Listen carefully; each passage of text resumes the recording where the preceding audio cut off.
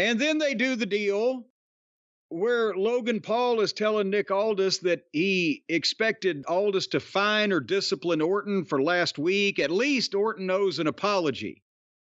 And Aldis tells, well, Logan, why don't you go ask Randy Orton for an apology in person? And Logan Paul, well, I guess I will since you can't do your job well, or whatever the he's saying. But then we get Grayson Waller versus Randy Orton. So Austin Theory's in the corner and Logan Paul comes out for color, but now it's 9 o'clock by the time this thing started.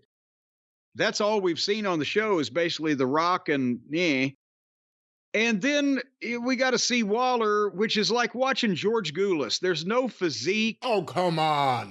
Come on. There's an awkwardness there of just existing, unnatural body movements.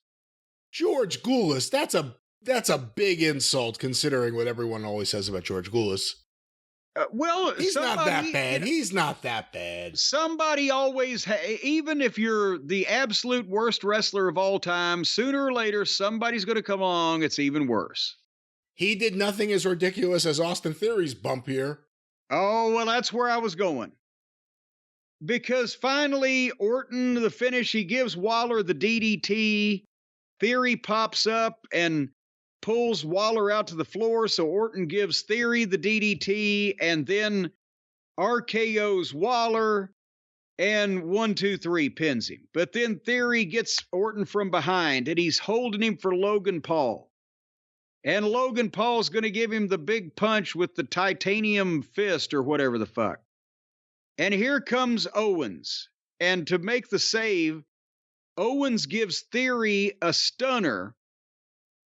And once Owens landed on his ass, Theory waits like 2 seconds and takes a big giant leap behind and backward, back and to the right. This may be analyzed by the Warren Commission. A big giant leap back and to the right. What else? Big giant reference leap from the 60s. Back and to the right on a 2-second delay, and Orton grabbed him with the RKO. And it was so bad. And yeah, I can exactly what it is now Theory has reached the point where he realizes they were using me. I had all these opportunities. I had the belt. Now I'm the flunky of this annoying fucking Australian, and I'm beaten all the time. And he's trying too hard to get noticed. He knows that his last thing that he can do, that he can't control whether he wins a match. He can't control whether he gets a big interview and gets to tell people off and somebody else doesn't shit on his face. He can't control the time he gets on screen, but he takes great athletic bumps and all that shit. So now he's trying too hard to do that, and it did not fucking work at all. It was one of the more cartoony things you'll see on that fucking show, which imagine how much territory that takes in. And so then Nick Aldis came out, and the U.S. title match with Logan Paul defending is going to be versus Kevin Owens and Randy Orton in a 3-way triple threat match at WrestleMania. And I said, boo! Boo! Yeah. Hold on here 1 second. Man. I was actually looking forward to Orton versus Logan Paul more than any Orton match in recent memory. Yeah.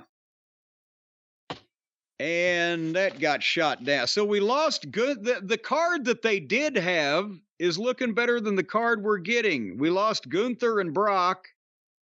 And now it's Cody and Rollins. Cody and Rollins. I mean, CM Punk and Rollins, excuse me. Punk and Rollins. Yeah, there you go. I was going to say Cody and Rollins. We haven't lost that one. That one got metamorphosized. But anyway,